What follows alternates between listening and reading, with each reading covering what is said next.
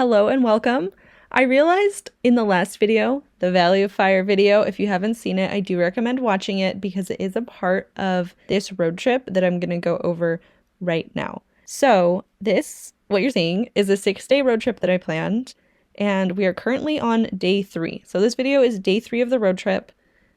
Valley of Fire was day 2, and the first day was traveling from Tucson to Las Vegas. So I just wanted to go over this really quickly to kind of put into perspective where we've been, where we are, and where we're going. This is our plan for the day. It's only about 4 hours of driving and with one stop in Zion National Park. We have been there before. The last time that we went, it was a bit busy, but I wanted to come back because it was only like 2.5 hours outside of Las Vegas. And I absolutely love this park. I don't care. I wanted to come back, and that's where we camped last time, right on the Virgin River. We started off the day going to Taco Bell. Don't come for me.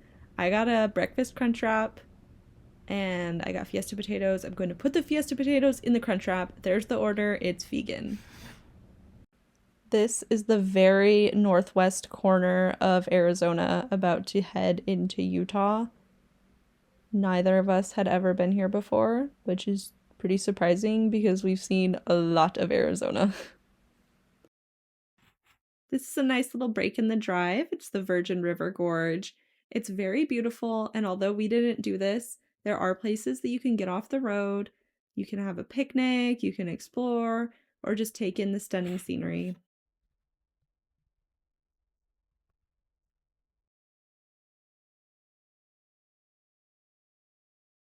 All right, we made it to the entrance of the park, and you guys, there's only one car in front of us. I was blown away by how empty it was here. The last time we were here, this space right here was completely filled with people. I kid you not, it looked like a line at Disneyland for a ride. It was just brimming and bustling with people, and now there's virtually no one. It definitely pays to come here in the off season because it's just as beautiful. It was around 55 degrees and sunny. And look at this. We could drive and park, and we could do the whole drive in the park in our car. That was not even a possibility last time.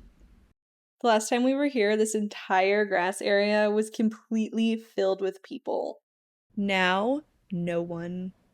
So a little fun fact, something that I do in all the parks is play the Jurassic Park theme song when we're driving through and entering, and it's because of this park. The story goes, we were on the shuttle driving through the park, so now we're doing the same drive but in our own car, which was way nicer. But I was looking up at all of these magnificent cliff faces just towering over us, the sun glistening off of them, and just felt like this overwhelming sense of awe. And that's when the da na na na na na na na na, you get the idea, started playing in my head. So the next morning when we were leaving and driving through out of the park, you can bet that I played it. And it was amazing. It's a 10 out of 10. Everyone should try it. Try it and get back to me. Trust me. So here is the boardwalk.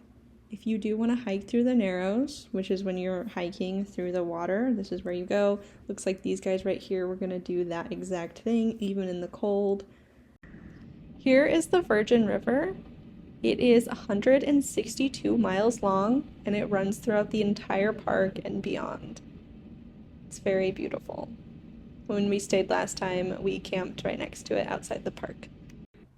I really hope you guys stick around for the next part of the video. It will be a few minutes of just driving through the park with some music playing over it.